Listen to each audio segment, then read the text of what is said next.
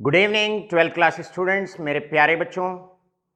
अब घर बैठे पढ़ाई होगी फ़ोन पर, जब आईटी एक्सपर्ट वंश कैमरामैन यश के साथ होंगे आपके एमएस सर लाइव। लेके माँ सरस्वती का नाम और करते हैं शुरू सरफेस केमिस्ट्री में आज का अपना काम। सरफेस केमिस्ट्री 3 पार्ट में चैप्टर डिवाइडेड होता है। पहला पार्ट एडजॉर्प्शन और दूसरा इंपॉर्टेंट पार्ट होता है कोलाइडल सॉल्यूशन और कोलॉइड्स। कोलाइडल सॉल्यूशन को हम कोलॉइड भी कहते हैं और ये एक हेटेरोजीनियस मिक्सचर होता है। जिसको ऊपर से डिस्पर्स करते हैं उसको डिस्पर्जन फेस कहते हैं और जिसके अंदर फैलाते हैं उसे डिस्पर्जन मीडियम के नाम से पहचाना जाता है। प्रीवियस लेक्चर में हमने आपको पढ़ाया क्लासिफिकेशन ऑफ कोलॉइड्स।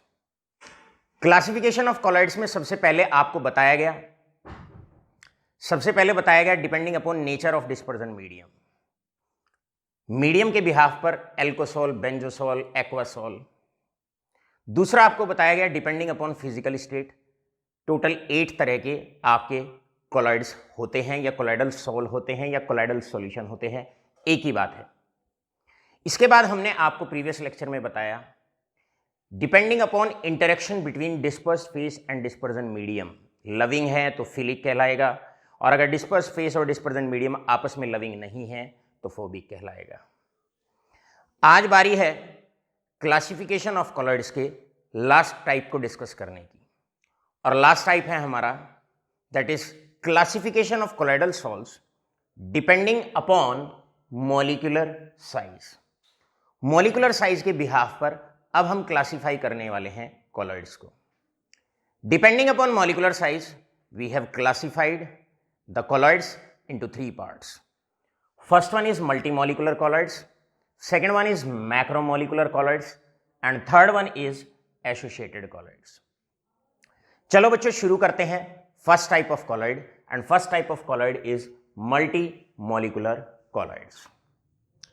इससे पहले कि multimolecular colloid शुरू करें, colloids की 2 डेफिनेशन आपके हर वक्त दिल और दिमाग दोनों पे होनी चाहिए। और क्या है वो दोनों डेफिनेशन? दोनों डेफिनेशन में पहली डेफिनेशन है एक सब्सटेंस को आप डिसॉल्व करें और डिसॉल्व करने के बाद अगर वो एसपीएम से पास ना हो तो ऐसे सब्सटेंस को कोलॉइड और उस सॉल्यूशन को कोलॉइडल सॉल्यूशन या कोलॉइडल सॉल कहा जाता है। लेकिन दूसरी डेफिनेशन मोस्ट मॉडर्न और ज्यादा एक्यूरेट है। आप लोग जानते हैं कोलॉइड का मतलब होता है डिसॉल्व्ड स्टेट में अगर किसी सब्सटेंस का साइज 1 नैनोमीटर से लेके 1000 नैनोमीटर के अगर बीच में लाई करता है इन द डिसॉल्व्ड स्टेट, या 10 एंगस्ट्रॉम से लेकर 10,000 एंगस्ट्रॉम के अगर बीच में लाई करता है तो हम उस सब्सटेंस को कोलॉइड कहते हैं। चलो बच्चों करते हैं शुरू आज का काम। सबसे पहले शुरू करते हैं मल्टी मॉलिक्यूलर कोलॉइड्स। मल्टीमॉलिक्यूलर कोलॉइड्स का मतलब क्या होता है, किस टाइप के ये कोलॉइड होते हैं? देखिए, अगर मान लो हमारे पास एक सब्सटेंस है जिसमें पार्टिकल का जो साइज है मान लो वो 1 नैनोमीटर से कम है। एग्जाम्पल के तौर पे दैट इज 0.75 नैनोमीटर, 0.75 नैनोमीटर, ये भी 0.75 नैनोमीटर। तो मेरे प्यारे बच्चों आप जानते हैं कि यहां पर सब्सटेंस 1 नैनोमीटर से, पार्टिकल का जो साइज है वो 1 नैनोमीटर से छोटा है। इसका मतलब इस वक्त ये सब्सटेंस क्रिस्टलॉइड की तरह एक्ट कर रहा है, कोलॉइड की तरह एक्ट नहीं कर रहा है। अब हम क्या करें, इसी सब्सटेंस को एक ऐसे सॉल्वेंट के अंदर डिसॉल्व कर दें जहां पर इसके पार्टिकल आपस में एसोसिएट होना शुरू हो जाएं और जुड़ना शुरू हो जाएं। अब मान लो हमने इस सब्सटेंस को एक ऐसे सॉल्वेंट में डिसॉल्व किया, डिस्पर्स किया, जहां पर इसके 2 पार्टिकल मिलके एक हो गए, डाइमर फॉर्मेशन शुरू हो गई। अब अगर 2 पार्टिकल मिलके एक हो जाएं तो साइज पार्टिकल का आ जाएगा दैट इज 1.5 नैनोमीटर। और अब आप जानते हैं अगर किसी भी सब्सटेंस का डिसॉल्व्ड स्टेट में अगर साइज 1.5 नैनोमीटर मतलब 1 नैनोमीटर और 1000 नैनोमीटर के बीच में आता है, तब वो सब्सटेंस एक्ट करता है। अब ये सब्सटेंस एक्ट करेगा एज अ कोलॉइड। तो अब यहां पर ये सब्सटेंस एक्ट करेगा एज ए कोलॉइड। इस तरीके से अगर कोई कोलॉइड जनरेट होता है, बनता है, तो इस कोलॉइड को हम कहेंगे मल्टी मॉलिक्यूलर कोलॉइड्स। क्यों कहेंगे मल्टी मॉलिक्यूलर कोलॉइड्स? क्योंकि ये जो कोलॉइड है ये मल्टी छोटे छोटे पार्टिकल्स के एसोसिएशन से मिलके बना है। मल्टी मॉलिक्यूल्स के जुड़ने से, छोटे छोटे मॉलिक्यूल्स के जुड़ने से, मल्टी मॉलिक्यूल्स के आपस में जुड़ने से कोलॉइड बना है। इस तरीके से अगर कोई कोलॉइड बनता है तो हम उस कोलॉइड को कहते हैं मल्टी मॉलिक्यूलर कोलॉइड्स, राइट। अब सेकेंड कैटेगरी आती है and second category is macro molecular colloids. मेरे प्यारे बच्चों, मैक्रो मॉलिक्यूलर कोलॉइड्स का मतलब होता है जब एक कोलॉइड बड़े मॉलिक्यूल से बने। एग्जाम्पल ले लेते हैं। एग्जाम्पल है, मान लो हमारे पास ये कोई पार्टिकल है और इस वक्त पार्टिकल का जो साइज है वो 1200 नैनोमीटर है। यानी कि आपके पास इस वक्त जो पार्टिकल है वो सस्पेंशन साइज का पार्टिकल है, क्योंकि कोलॉइडल रेंज से बड़ा पार्टिकल है। इस वक्त ये पार्टिकल कोलॉइडल रेंज के अंदर नहीं है और आप इसे कोलॉइड नहीं कह सकते। ऐसे पार्टिकल को हम कहते हैं सस्पेंशन साइज पार्टिकल। अब अगर मैं इस पार्टिकल से कोलॉइड बनाना चाहता हूं तो किस तरीके से कोलॉइड बना सकता हूं? मैं क्या करता हूं, ऐसे सब्सटेंस को मैं एक ऐसे सॉल्वेंट के अंदर डिसॉल्व करता हूं, जहां पर ये सस्पेंशन साइज पार्टिकल टूट जाए। अब मैंने इसको डिसॉल्व किया, एक ऐसे सॉल्वेंट में डिसॉल्व किया जहां पर ये जो सस्पेंशन साइज पार्टिकल है, बड़ा पार्टिकल है, मैक्रो मॉलिक्यूल डिसोशिएट हुआ और डिसोशिएट होकर मान लो ये टूट गया और टूट के 600 नैनोमीटर और 600 नैनोमीटर ये टूट गया, दो पार्ट में टूट गया। एक मॉलिक्यूल 600 नैनोमीटर और दूसरा पार्टिकल भी 600 नैनोमीटर। अब आप जानते हैं इस वक्त ये पार्टिकल जो इसके टूटने से बने हैं, ये कोलॉइडल रेंज के अंदर आ गए। अब ये एक्ट करेगा as a colloid. Now this substance will act as colloid. So यहां पर इंपॉर्टेंट बात क्या रही? इंपॉर्टेंट बात ये रही कि आपने कोलॉइड्स को जो जनरेट किया वो एक मैक्रोमोलिक्यूल से किया, बड़े मॉलिक्यूल से किया, उसको डिसइंटीग्रेट करके, उसको तोड़ के आपने कोलॉइड्स बनाए। इसका मतलब, क्योंकि ओरिजिन एक मैक्रोमोलिक्यूल है, अगर आप मैक्रोमोलिक्यूल से तोड़ के उसको अगर कोलॉइड बनाते हैं तो जो कोलॉइड बनता है उस कोलॉइड को मैक्रोमोलिकुलर कोलॉइड कहलाया जाता है। यहां पर अभी इन दोनों टाइप से आपसे क्वेश्चन बन सकता है और क्वेश्चन आपसे कुछ इस प्रकार बन सकता है।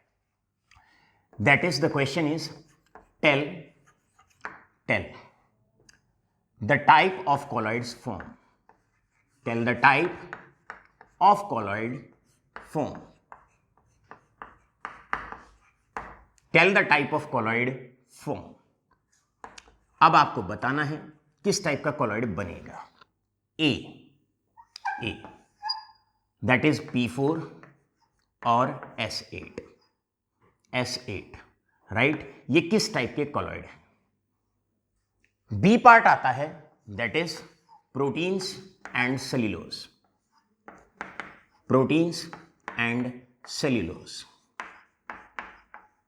मेरे प्यारे बच्चों, पहले वाले केस में आपको साफ साफ दिख रहा है, क्या दिख रहा है कि ये जो पार्टिकल है, ये जो कोलॉइड है, फास्फोरस का और सल्फर का जो कोलॉइड है, यहां पर छोटे छोटे एटम्स फॉस्फोरस के आपस में मिले हैं और तब जाके P4 कॉलॉइड बना है।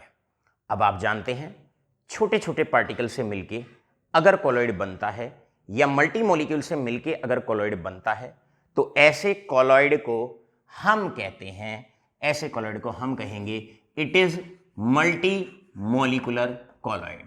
तो ये किस टाइप का कॉलॉइड हुआ? मल्टी मॉलिक्यूलर कॉलॉइड हुआ। अब सेकंड वाले केस में प्रोटीन्स और सेल्यूलोज बड़े साइज पार्टिकल होते हैं, मैक्रो साइज पार्टिकल होते हैं, और अगर इनसे हम सोल बनाते हैं तो जो कॉलॉइड बनेगा उस कॉलॉइड को कहा जाएगा that is macro molecular colloids. Macro molecular colloids. So मेरे प्यारे बच्चों, यहां पर आपका मैक्रो मॉलिक्यूलर कॉलॉइड्स, यहां पर अगर हम बात करें तो यहां पर आकर आपकी दो बातें बड़ी क्लियर सी हो जाती हैं। क्या है क्लियर सी?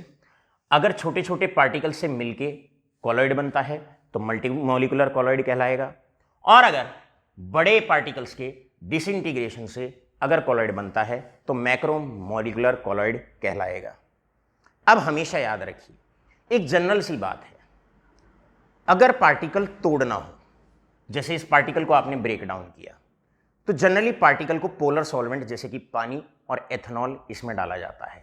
याद रखिएगा, अगर पार्टिकल को ब्रेक डाउन करना हो तो जनरली हम जो सॉल्वेंट लेते हैं वो पोलर सॉल्वेंट लेते हैं, और अगर पार्टिकल को आपस में जोड़ना हो तो उस केस में हम जो सॉल्वेंट का सिलेक्शन करते हैं वो जनरली हम नॉन पोलर सॉल्वेंट का सिलेक्शन करते हैं। तो यहां पर आपसे क्वेश्चन भी पूछा जा सकता है, and the second question that can be asked, tell select the type of solvent used. Select the type of solvent used during the preparation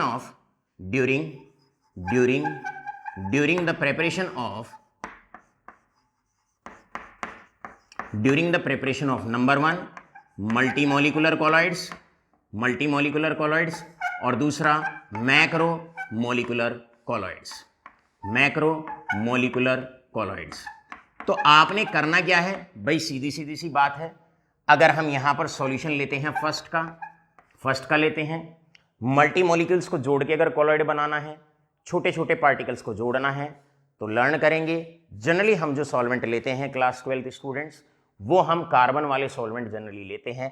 जैसे कि से फॉर एग्जांपल पहले वाले केस का आंसर हो जाएगा non polar solvents like benzene, non polar solvents like benzene.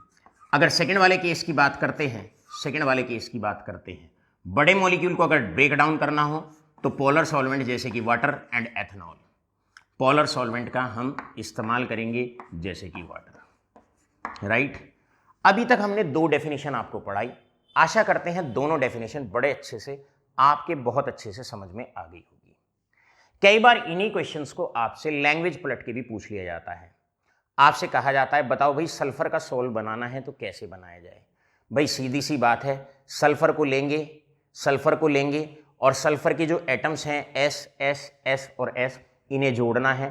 तो आप बताइए जोड़ने के लिए हम कैसा सॉल्वेंट इस्तेमाल करेंगे?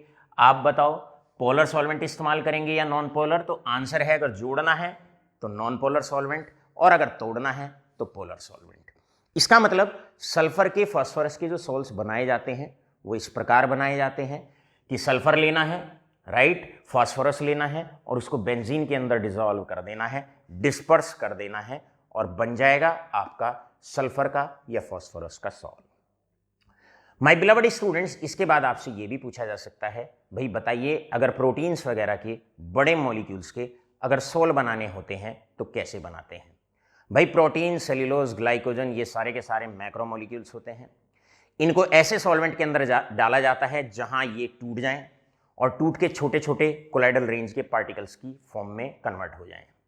अब अगर तोड़ना है तो प्रोटीन्स को और सेल्यूलोज को जनरली जो हम डालेंगे वो पोलर सॉल्वेंट लाइक वाटर में डिसॉल्व करेंगे, एथेनॉल में डिसॉल्व करेंगे, ताकि बड़ा मॉलिक्यूल कोलाइडल रेंज के पार्टिकल्स में ब्रेक डाउन हो जाए। So students, till now we have covered molecular size के बिहाफ पर multi molecular colloid and we have covered macro molecular colloid. अब बारी है third and very important colloid and that's particularly known as associated colloid. यहां पर हम बात करने वाले हैं एसोसिएटेड कॉलॉइड्स की। स्टूडेंट्स ऑफ क्लास 12th, याद रखिए एसोसिएटेड कॉलॉइड कैसे बनाया जाता है। ये हमने कोई डिस्पर्जन मीडियम लिया, डिस्पर्जन मीडियम, ऊपर से हमने डाला कोई भी सब्सटेंस, कोई भी सब्सटेंस। अब जैसे ही हम इस सब्सटेंस को डालते हैं, सब्सटेंस को डाला तो हम लेते हैं कंसंट्रेशन, किसी एक पर्टिकुलर कंसंट्रेशन पे हमने सब्सटेंस को डिस्पर्जन मीडियम के अंदर डाला। स्टार्टिंग में जब कम डालेंगे, सब्सटेंस को कम मात्रा में डालते हैं, यानी कि at low concentration, at low concentration, जब कंसंट्रेशन लो है तो ऊपर से ये सब्सटेंस आता है, आयोन्स में टूटता है और मीडियम के अंदर फुल्ली डिसॉल्व हो जाता है। इसका मतलब लो कंसंट्रेशन पे जब किसी सब्सटेंस को डालते हैं तो वो इलेक्ट्रोलाइट की तरह बिहेव करता है। और इलेक्ट्रोलाइट का मतलब क्या होता है? एक सब्सटेंस जो पानी में जाके या मीडियम में जाके आयंस की फॉर्म में टूट जाए और डिसॉल्व हो जाए। तो लो कंसंट्रेशन पर सब्सटेंस एक्ट करता है इलेक्ट्रोलाइट की तरह, it behaves like a electrolyte. यहां पर ये इलेक्ट्रोलाइट की तरह बिहेव कर रहा है। अब हम क्या करते हैं, इसमें और सब्सटेंस, ये स्थिति है, ये स्थिति है, ये वाली, जहां पर आपका ये सब्सटेंस डिसॉल्व हो रहा है, इसके अंदर डिसॉल्व हो गया। अब हम क्या करते हैं, उस सब्सटेंस को और ज्यादा मिलाते हैं। मतलब अब हम कंसंट्रेशन रखेंगे हाई, सब्सटेंस को और सब्सटेंस लेते हैं और उसको डिसॉल्व करते हैं। लो कंसंट्रेशन पे एक सब्सटेंस इलेक्ट्रोलाइट की तरह बिहेव कर रहा है। स्टार्टिंग में नमक आप पानी के अंदर डालते हो, फुल्ली डिसॉल्व हो जाता है। चीनी आप डालते हो, फुल्ली डिसॉल्व हो जाता है। कोई सॉल्ट आप डालते हो, फुल्ली डिसॉल्व हो जाता है। लेकिन एक पर्टिकुलर कॉन्सेंट्रेशन के बाद, after a particular concentration, after a particular concentration, अब क्या होता है, अगर आप और सब्सटेंस डालते हो तो एक वक्त ऐसा आता है जब सब्सटेंस आपस में जुड़ना शुरू हो जाता है, ऐसे जुड़ना शुरू हो जाता है, एसोसिएट होना शुरू हो जाता है और एसोसिएट होके आ जाता है कोलॉइडल रेंज में, एसोसिएट होके आ जाता है कोलॉइडल रेंज में। इस प्रकार जो कॉलॉइड बनता है, उस कॉलॉइड को एसोसिएटेड कॉलॉइड, या तो हम उसे एसोसिएटेड कॉलॉइड के नाम से पहचानेंगे या फिर हम उसको मिसल के नाम से पहचानेंगे। इधर it will be known as associated colloid, या तो हम उसे एसोसिएटेड कॉलॉइड कहेंगे या फिर हम उसे मिसल कहेंगे। एक बार पुनः मैं इसको रिपीट करता हूं। एक सब्सटेंस को जब लो कॉन्सेंट्रेशन पर डालते हैं तो वो इलेक्ट्रोलाइट की तरह बिहेव करता है। इसका मतलब सब्सटेंस मीडियम के अंदर फुल्ली डिसॉल्व हो जाता है। आप इसे ऐसे भी कह सकते हैं, लो कंसंट्रेशन पर सब्सटेंस क्रिस्टलॉइड की तरह एक्ट करता है। लेकिन जब आप और ज्यादा उसी सब्सटेंस को मीडियम के अंदर डिसॉल्व करते हो तो एक समय बाद, पर्टिकुलर कॉन्सेंट्रेशन के बाद, ये जो इलेक्ट्रोलाइट है इसके पार्टिकल्स जुड़ना शुरू हो जाते हैं और जुड़ के एसोसिएट होके बना लेते हैं कॉलॉइड।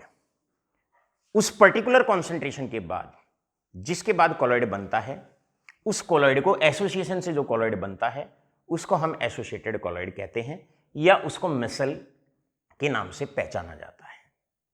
अब इंपॉर्टेंट क्वेश्चन यहां से पहला question, define associated colloid, define associated colloid. आपसे क्वेश्चन पूछा जाएगा, भाई एसोसिएटेड कॉलॉइड को डिफाइन करो।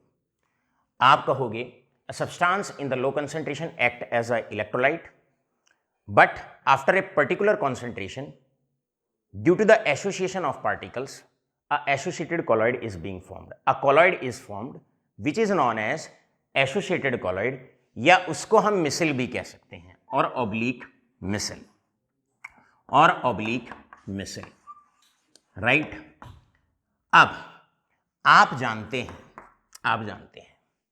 स्टार्टिंग में तो वो डिसॉल्व हुआ था, एक पर्टिकुलर कॉन्सेंट्रेशन के बाद जुड़ के कॉलॉइड बना, मिसल बना। अब वो कौन सी कॉन्सेंट्रेशन है? 1 चम्मच डाली, डिसॉल्व हो गया, दूसरी चम्मच डाली हमने इलेक्ट्रोलाइट की, उसके बाद वो जुड़ना शुरू हुआ। तो मिनिमम जुड़ना जो शुरू होता है वो 2 स्पून के बाद होता है। एक पर्टिकुलर कॉन्सेंट्रेशन के बाद पार्टिकल जुड़ के कॉलॉइड बनाता है, राइट। तो अब यहां पर वो पर्टिकुलर कॉन्सेंट्रेशन जिसके बाद एसोसिएटेड कॉलॉइड बनता है या मिसल बनता है, उस कंसंट्रेशन को हम बोलते हैं CMC। CMC का मतलब क्रिटिकल मिशलाइजेशन कंसंट्रेशन। तो सेकंड क्वेश्चन स्टूडेंट्स आपसे पूछा जाएगा, डिफाइन CMC, और CMC का मतलब होता है critical micellization concentration. Critical micellization concentration, critical micellization concentration के नाम से इसको पहचाना जाता है। अब दूसरी डेफिनेशन आपको पता होनी चाहिए, भाई क्रिटिकल मिशलाइजेशन कंसंट्रेशन का मतलब क्या है।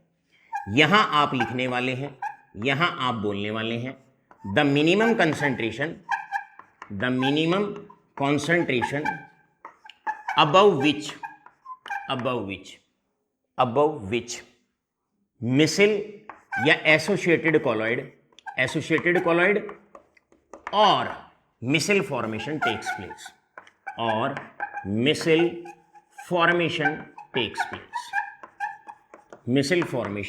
प्लेस। सो स्टूडेंट्स यहां पर आपसे दोनों डेफिनेशन बहुत इंपॉर्टेंट हैं। एसोसिएटेड कॉलॉइड एक सब्सटेंस जब लो कंसंट्रेशन में डिसॉल्व होता है इलेक्ट्रोलाइट की तरह बिहेव करता है, लेकिन अगर उसी सब्सटेंस की मात्रा बढ़ाते जाओगे एक पर्टिकुलर कॉन्सेंट्रेशन के बाद एसोसिएट होना शुरू हो जाएगा और कॉलॉइड बना लेगा, कॉलॉइडल रेंज में आ जाएगा या कॉलॉइड बना लेगा। ऐसे कॉलॉइड को एसोसिएटेड कॉलॉइड और मिसल के नाम से पहचाना जाता है। अब जिस कॉन्सेंट्रेशन के बाद ये मिसल फॉर्मेशन होती है, एसोसिएटेड कॉलॉइड बनता है जिस कॉन्सेंट्रेशन के बाद, उस कॉन्सेंट्रेशन को CMC अर्थात क्रिटिकल मिशलाइजेशन कॉन्सेंट्रेशन के नाम से पहचाना जाएगा। आपसे नेक्स्ट पूछा जाएगा यहीं पर, next question, define craft temperature. भाई क्राफ्ट टेम्परेचर क्या है? वो टेम्परेचर जिस पे ये आपस में जुड़ते हैं या जिस पे मिसल बनता है, या वो टेम्परेचर जिस पर यहां पर ये एसोसिएटेड कॉलॉइड बनता है। तो तीसरी सिंपल सी डेफिनेशन आपने यहां पर देनी है, that is the temperature above which, the temperature at which micelle formation takes place.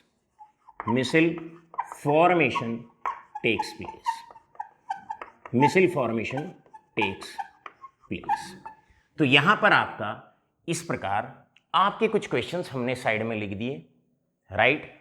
और आपने क्या करना है, इन क्वेश्चंस को एक एक नंबर के क्वेश्चन हैं, स्ट्रेट फॉरवर्ड आते हैं, बोर्ड एग्जामिनेशन के लिए इंपॉर्टेंट है। कुछ बच्चे जो सैंपल पेपर वगैरह ट्राई कर रहे हैं वो इन्हें कंसिस्टेंटली हर एक साइमल्टेनियस ईयर के बाद ये बोर्ड के एग्जामिनेशन का जो पेपर होता है, CBSE बोर्ड पेपर होता है, ICSE का होता है, उसमें कंटिन्यूसली आप इन क्वेश्चंस को देख सकते हैं, राइट। भूलेंगे नहीं, डिफाइन एसोसिएटेड कॉलॉइड या मिसल, एक ही बात है। दूसरा CMC आप नहीं भूलेंगे, क्रिटिकल मिशलाइजेशन कंसंट्रेशन, और तीसरा क्राफ्ट टेम्परेचर भी आप नहीं भूलेंगे, वो टेम्परेचर जिसके ऊपर मिसल फॉर्मेशन होना शुरू होती है। All right all of you, यहां से मेरे प्यारे बच्चों आप फटाफट से इसको नोट कर लीजिए और फिर हम इसको अब करेंगे रब और चलते हैं नेक्स्ट पोर्शन की तरफ। एसोसिएटेड कॉलॉइड्स का सबसे बेस्ट एग्जांपल आता है क्लींजिंग एक्शन ऑफ सोप। सो यहां पर एग्जांपल है, example that is cleansing action of soaps, cleansing action of soaps, soaps. देखिए क्लींजिंग एक्शन ऑफ सोप्स को हम आपको यहां पर समझाते हैं। मेरे प्यारे बच्चों, सबसे पहले सोप की कंपोजिशन क्या होती है और सोप क्या होती है। देखिए सोप होती है सोडियम और पोटेशियम सॉल्ट्स के long chain of fatty acids, sodium या potassium salts of long chain fatty acids. मतलब यहां पर सोप का फॉर्मूला मैं आपको लिखता हूं इस प्रकार, इस प्रकार, ये सोडियम या potassium salt of long chain fatty acids.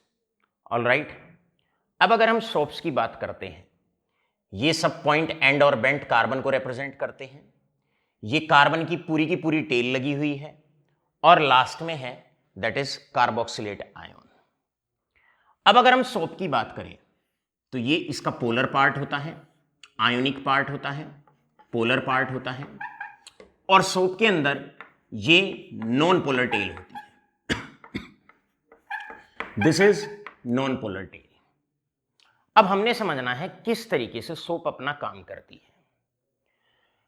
My dear students, यहां पर मान लो हमारे पास ये है फैब्रिक पे लगा हुआ ऑयल स्पॉट। कोई फैब्रिक है और फैब्रिक पे इस प्रकार ये ऑयल स्पॉट लगा हुआ है जो आपको दिख रहा है, अर्थात दाग लगा हुआ है कपड़े पर। क्लियर है? अब पानी के अंदर जैसे ही हम सोप को डालते हैं, जैसे ही हम सोप को डालते हैं, जैसे ही हम सोप को डालते हैं, तो सोप में आपके दो पार्ट होते हैं। एक पार्ट पोलर पार्ट, एक पार्ट कार्बन वाला पार्ट जिसे नॉन पोलर पार्ट कहते हैं। अगर मैं इजियर वे में इस कार्बोक्सिलेट आयन को मैं फिलहाल आसान बनाने के लिए क्या करता हूं, यहां पर एक सिंपल सा COO नेगेटिव था तो मैं इसको यहां पर एक नेगेटिव चार्ज लगा देता हूं। नेगेटिव चार्ज मतलब ये नेगेटिव एंड है आपके पास। ऑलराइट, अब जैसे ही हम सोप को डालते हैं, कपड़ा आपने पानी में डाला, उस पर ऑयल स्पॉट लगा हुआ है और ऊपर से हमने सोप डाल दी एक पर्टिकुलर कॉन्सेंट्रेशन पे। अब ऑयल होता है नॉन पोलर, ध्यान से समझिएगा, ऑयल होता है नॉन पोलर और सोप में भी होती है नॉन पोलर टेल। तो स्टार्टिंग में क्या होता है, सोप के जो पार्टिकल होते हैं, वो जो नॉन पोलर पार्ट होता है वो आपका ऑयल से जाके जुड़ जाता है। ये सॉइल के सब्सटेंसेस हैं, ये सॉइल के पार्टिकल्स हैं, इसके सोप के पार्टिकल्स हैं। क्लियर है? और ये बड़ी अच्छी मात्रा में आपके ऑयल स्पॉट से जाके जुड़ जाते हैं, अच्छी मात्रा में इससे जाके जुड़ जाते हैं, ऐसे जुड़ जाते हैं। और सारे के सारे, ध्यान रहे, सोप का जो नॉन पोलर पार्ट है वो ऑयल से जाके जुड़ जाता है, चारों तरफ से उसको सराउंड कर लेते हैं। अब सोप का जो पोलर हेड होता है वो हमेशा ऑयल से दूसरी तरफ होता है, क्योंकि नॉन पोलर से जुड़ता है तो पोलर को वो रिपेल करता है। तो नेगेटिव पार्ट बाहर की तरफ को रहेगा, पोलर पार्ट बाहर की तरफ को रहेगा। नॉन पोलर जाके, जो ये नॉन पोलर टेल होती है सोप की, ये ऑयल से जाके जुड़ जाती है। सारे अपनी तरफ को इसको खींचते हैं। जब सारे अपनी तरफ को इसको खींचेंगे तो उस केस में क्या होगा, ये जो ऑयल स्पॉट है ये सारा का सारा टूट जाएगा, बिखर जाएगा, फैब्रिक से अलग हो जाएगा। अब ये बिखर चुका है और ये इस प्रकार छोटे छोटे पार्टिकल्स में डिसोशिएट हो चुका है। ऑयल का बड़ा स्पॉट इस प्रकार छोटे छोटे पार्टिकल्स में डिसोशिएट हो जाता है। अब कुछ आपके सोप के पार्टिकल्स इस छोटे से पार्ट से जुड़ जाएंगे, इस पार्ट से जुड़ जाएंगे, कुछ छोटे से पार्टिकल आपके छोटे छोटे पार्टिकल इस तरीके से सारे के सारे इनसे जुड़ जाएंगे। राइट, ऐसे ही यहां पर सोप के कुछ पार्टिकल्स इस ऑयल स्पॉट से जुड़ जाएंगे, इससे जुड़ जाएंगे, इस प्रकार इससे जुड़ जाएंगे और इस प्रकार यहां से जुड़ जाएंगे, राइट।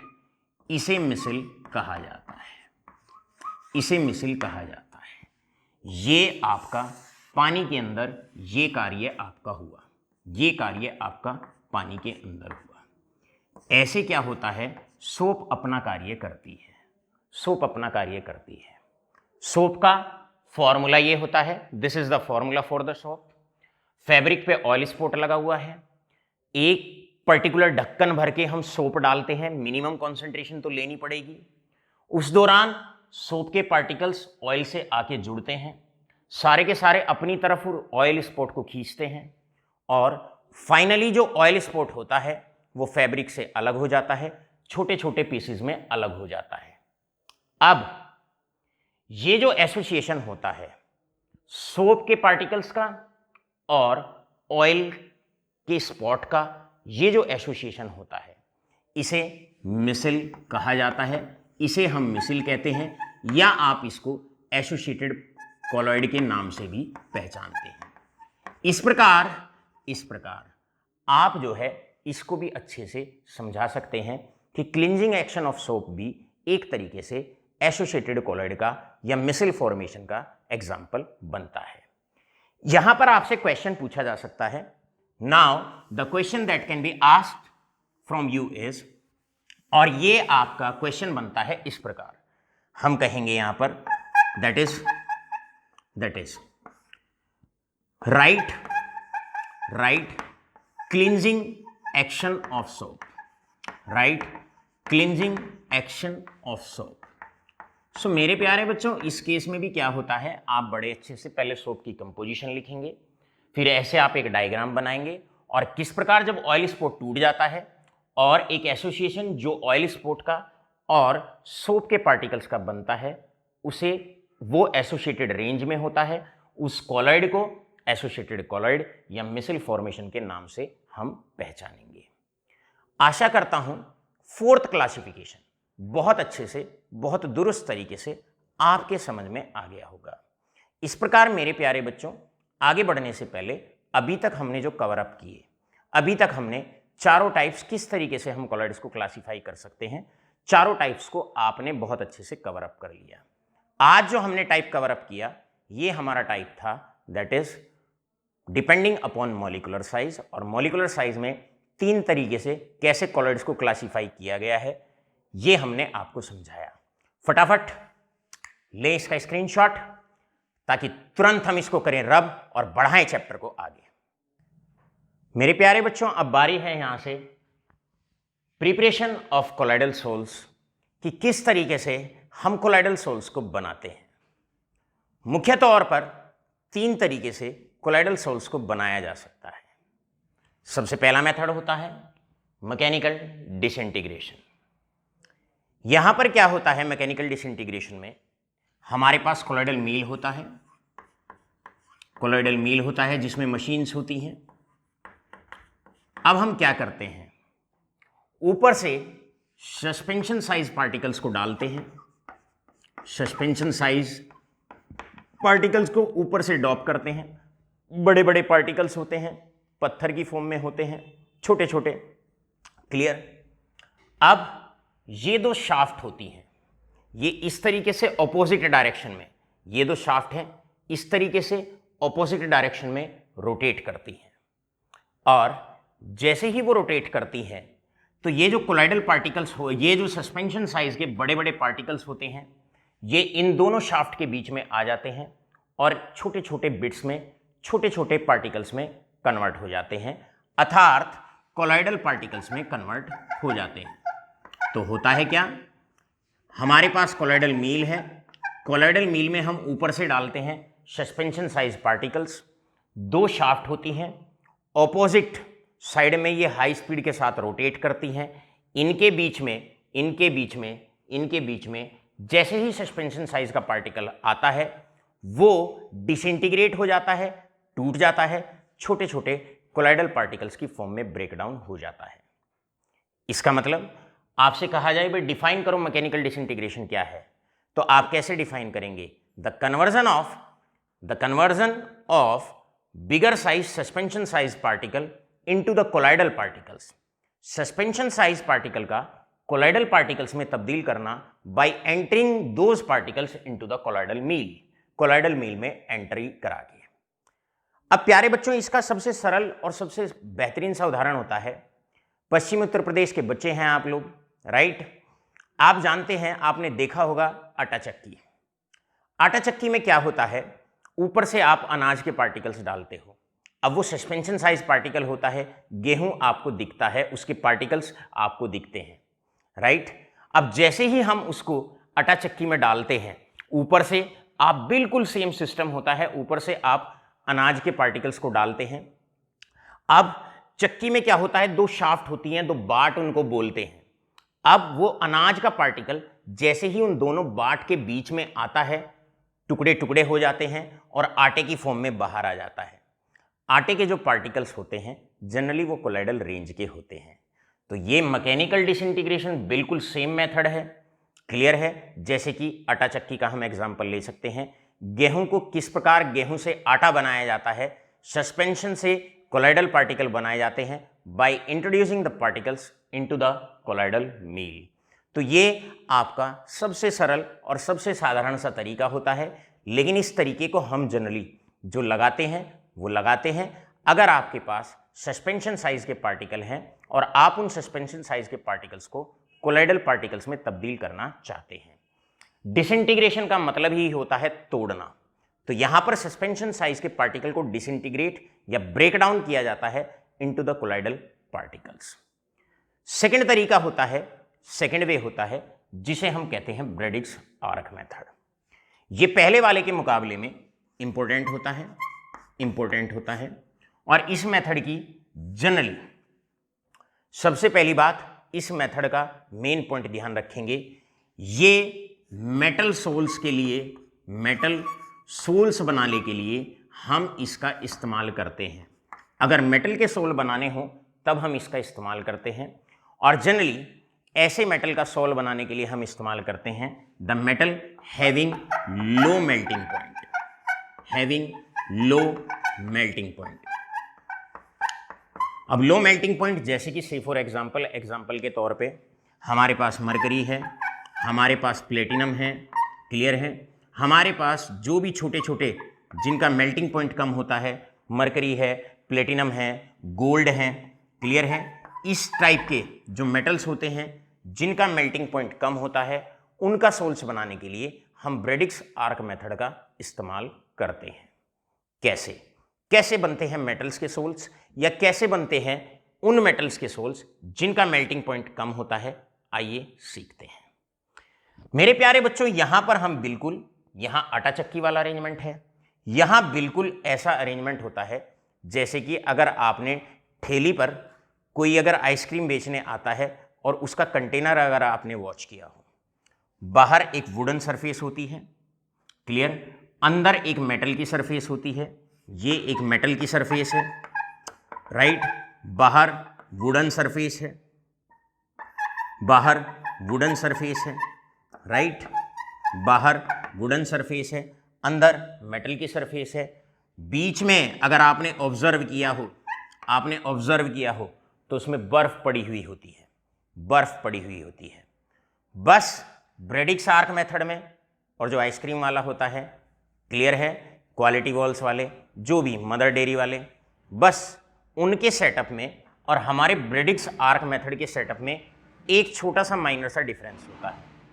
डिफरेंस ये होता है, यहां पर कॉर्नेटो आइसक्रीम पड़ी हुई होती है, बहुत सारे पाइप पड़े हुए होते हैं, कप पड़े हुए होते हैं आइसक्रीम के, लेकिन हमारे यहां पर ब्रेडिक्स आर्क मेथड में क्या होता है, ये रहा डिस्पर्जन मीडियम, ये रहा डीएम का मतलब डिस्पर्जन मीडियम। अब मेरे प्यारे बच्चों, चाहे वो गोल्ड है, प्लेटिनम है, मरकरी है, कोई भी मेटल है आपका, राइट, हमने करना क्या होता है, जिस मेटल का सोल बनाना होता है उसकी इलेक्ट्रोड बनाते हैं इस प्रकार। जो भी मेटल है जिसका सोल बनाना है उसकी इलेक्ट्रोड बनाई जाती है। इसका मतलब यहां पर हेडिंग डालेंगे कि जो इलेक्ट्रोड है वो मेटल की है, इलेक्ट्रोड मेटल की है जिसका सोल आपको बनाना है, राइट। मान लो ये दोनों के दोनों जो इलेक्ट्रोड हैं मान लीजिएगा कि वो प्लेटिनम की है। अब ये प्लेटिनम की इलेक्ट्रोड, ये प्लेटिनम की इलेक्ट्रोड, ऊपर हम एक इलेक्ट्रिक फील्ड लगाते हैं, पोटेंशियल डिफरेंस लगाते हैं, मान लो एक छोटी सी बैटरी लगा लेते हैं कम वोल्ट की।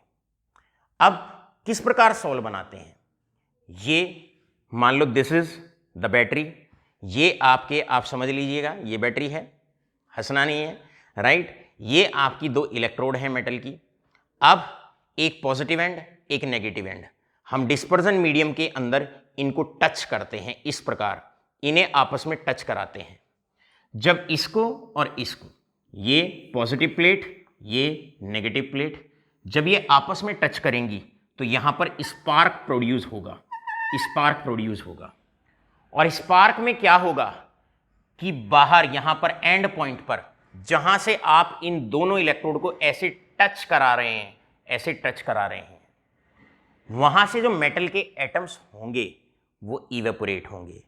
तो यहां पर मेटल के जो एटम्स होंगे वो इवेपोरेट होंगे, मेटल के जो एटम्स हैं वो इवेपोरेट होंगे। और इवेपोरेट होकर, क्योंकि डिस्पर्जन मीडियम को हमने सराउंडिंग दी हुई है बर्फ की, मतलब टेम्परेचर कम है, तो ये जो वेपर्स होंगे टेम्परेचर कम होने की वजह से बाहर नहीं निकल पाएंगे, डिस्पर्जन मीडियम से बाहर नहीं जा पाएंगे और यहीं पर इसी मीडियम के अंदर डिस्पर्स हो जाएंगे। तो इस प्रकार जो वेपर्स हैं गोल्ड के, प्लेटिनम के, सिल्वर के, आप यहां पर सिल्वर मेटल भी लिख सकते हैं, इन सब के जो वेपर्स होंगे वो डिस्पर्जन मीडियम के अंदर ही डिस्पर्स हो जाएंगे और बन जाएगा मेटल का सोल बन जाएगा। सो मेरे प्यारे बच्चों, ब्रेडिक्स आर्क मेथड मेटल के सोल्स के लिए, लेकिन उन मेटल के सोल्स के लिए बनाते हैं, के लिए इस्तेमाल करते हैं जिन मेटल्स का मेल्टिंग पॉइंट कम होता है, जैसे कि सिल्वर, गोल्ड, कॉपर, कॉपर भी आप ले सकते हैं, प्लेटिनम आप ले सकते हैं। ऑलराइट, यहाँ पर जिस मेटल का आपने सोल बनाना होता है उसकी इलेक्ट्रोड बना लेते हैं, यहाँ पर एक छोटी सी बैटरी लगा देते हैं, potential difference, electric field, battery आप यहाँ पर लगा लेते हैं। फिर हम उन्हें बार बार इलेक्ट्रोड को आपस में टच करते हैं, इस प्रकार टच करते हैं, स्पार्क प्रोड्यूस होता है, मेटल इवेपोरेट होता है, मेटल की इलेक्ट्रोड है, मेटल का सॉलिड है, उससे मेटल इवेपोरेट होगा, इधर इधर इधर इवेपोरेट होगा। अगर डिस्पर्जन मीडियम को ठंडा नहीं रखा तो वेपर्स बाहर निकल जाएंगे, क्योंकि गैस की सॉल्युबिलिटी ठंडे मीडियम में ज़्यादा होती है। तो हम क्या करते हैं, बर्फ बाहर डाल देते हैं ताकि मीडियम ठंडा रहे, ताकि वेपर्स बाहर ना निकल पाए, इसी के अंदर डिस्पर्स हो जाएं। इस तरीके से जो सोल बनाया जाता है, इस तरीके से जो सोल बनाया जाता है, इस मेथड से जो सोल बनाया जाता है, इस मेथड को नाम दिया जाता है ब्रेडिक्स आर्क मेथड। आपसे क्वेश्चन पूछा जा सकता है। Now the question that can be asked, question board exam में पूछा जाता है, suggest a method for the preparation of, suggest a method for the preparation of, suggest a method for the preparation of number one silver soul और gold soul और copper soul और platinum soul। आपसे इस प्रकार इन souls को बनाने के लिए आपसे मेथड पूछा जा सकता है। तो सीधा सबका आंसर होता है, सारे मेटल हैं जिनका मेल्टिंग पॉइंट कम होता है, ऑलराइट। और यहां पर सीधा आंसर आपने लिखना है by Bredig's arc method, by Bredig's arc method. भाई सीधा सीधा आपने ये आंसर इसका दे देना है। इसके बाद आपसे सेकंड क्वेश्चन पूछा जा सकता है, can we use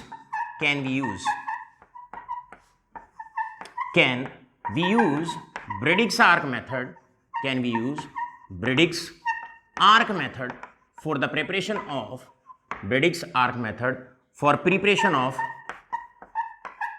iron sol? क्या हम आयरन सोल के लिए ब्रेडिक्स आर्क मेथड को इस्तेमाल कर सकते हैं या नहीं? तो आपका आंसर आएगा नो। और रीजन क्या है? उसका रीजन है क्योंकि इस मेटल का, आयरन का मेल्टिंग पॉइंट हाई होता है because of its high melting high melting point, क्योंकि इसका मेल्टिंग पॉइंट ज़्यादा होता है। अब मेल्टिंग पॉइंट ज़्यादा होने से क्या होगा भाई, आयरन की इलेक्ट्रोड बनाओगे, स्पार्क तो प्रोड्यूस होगा, लेकिन उस स्पार्क से जो आयरन के एटम्स हैं वो निकल नहीं पाएंगे, वेपर्स नहीं निकल पाएंगे, वेपर्स नहीं निकल पाएंगे, ये वेपर्स हैं, क्लियर है, वेपर्स नहीं निकलेंगे तो खाली डिस्पर्जन मीडियम बाहर रह जाएगा, और डिस्पर्जन फेस जो है जहां पर मेटल के एटम्स होते हैं वो एटम्स वहां पर जनरेट नहीं होंगे, मिक्स नहीं होंगे, सोल नहीं बनेगा। इस प्रकार माय स्टूडेंट्स आज हमने कवर अप किया कोलाइडल सोल में, कोलाइडल पार्टिकल्स में हम अभी तक कवर अप करा चुके हैं आपको। कोलाइड्स क्या होते हैं, क्लासिफिकेशन ऑफ कोलाइड्स के 4 टाइप हम करा चुके हैं, और आपको प्रिपरेशन ऑफ कोलाइडल सोल्स में आज हमने 2 मेथड आपको बता दिए हैं। 2 मेथड में मैकेनिकल डिसइंटीग्रेशन आटा चक्की वाला मेथड होता है, और दूसरा ब्रेडिक्स आर्क मेथड आइसक्रीम वाला सेटअप होता है पूरा का पूरा।